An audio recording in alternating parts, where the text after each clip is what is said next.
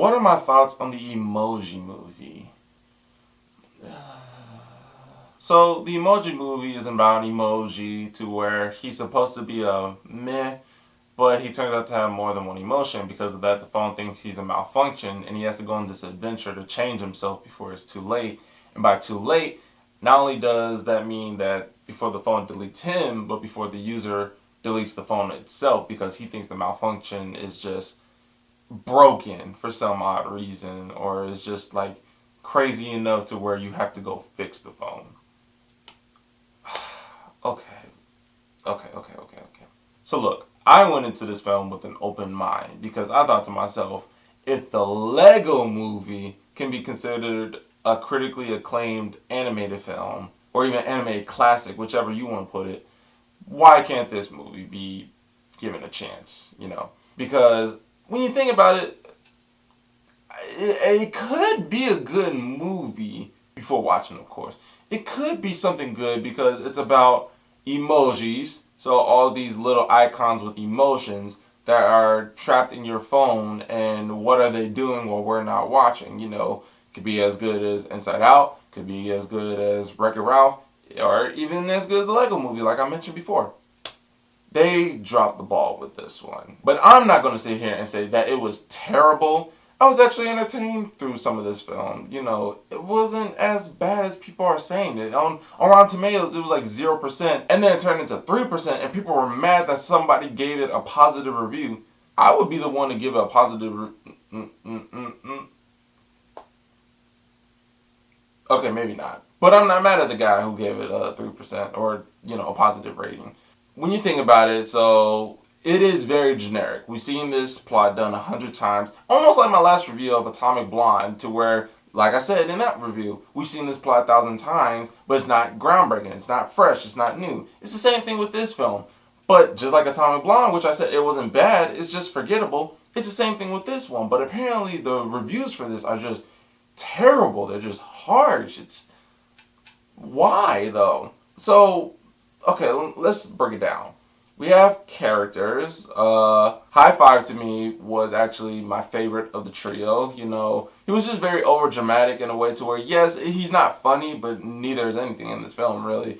But he's still enjoyable to me. I feel as if I have a friend that's kind of like High Fives. Maybe that's a reason I liked him a little bit. Gene, he is the protagonist. He feels like there's something wrong, but we know throughout the film that he's going to learn that he's actually a good, well, not emoji, but there's nothing wrong with him, He's not a malfunction. He's just different in a way that could change the world or change the iPhone. And that's probably another reason I'm not so mad at this film. I like movies to where the story is the protagonist changes everything, not just himself. And he did that towards the end of the film, and I kind of liked it. And then there's the hacker, who turns out to be somebody else, but for those that actually want to see it, I won't get into that. But in all honesty, it's not really the emoji part of this film that bothers me. It's the outside world that kind of got to me. And by the outside, I mean like the user who owns the phone. There's a couple things that's going on in that world that I just don't understand. I guess you can consider this part of the video spoiler, so, cover your ears if you want. But really don't give a shit, please. Here's the thing. So he is worried about sending a girl that he likes a certain emoji to describe how he's feeling about her. And I don't even mean like a romantic setting. I mean like she could just send him something that's like a, hey, how's it going? And he has to send an emoji back. He has to send an emoji back. He can't say, oh, what's going on? It has to be an emoji for some reason. And he is just so worked up on what to send her, and it's just like, okay, look. A, you got her number. Somehow or another, you got the number. This should not be an issue of sending an emoji. One face. You got, okay. B, when he sends her the wrong emoji, she's just looking at it like, ew. Like he sent her a dick pic or some shit like that. So, it's just an emoji, and the emoji it looked like to me was like that type of emoji to where your friend is about to go have sex with someone and you just figured out that person has an STD. So you like sending a quick emoji like, don't do it. That's what the emoji looked like to me in the film. I thought that was kind of funny. But I don't know why she just got completely turned off by it. That's another thing. There are times where his phone goes off because, the emoji is going to different apps in his phone. And when it does, apparently the phone just goes off to where, hey, welcome to Candy Crush. Hey, you're about to do Just Dance, And he thinks that the phone is broken, so he has to go and fix it, which means delete everything off his phone, which means format it. Wait. I'm pretty sure you could do that yourself. You don't have to go to the store to format your whole entire phone. B, just put it on silent. Duh! So, yeah, Alex, who's the user's name in the film, was fucking stupid. And then the ending to it where the right emoji is sent, so he changes his mind about his phone. Like, I think my phone isn't broken after all.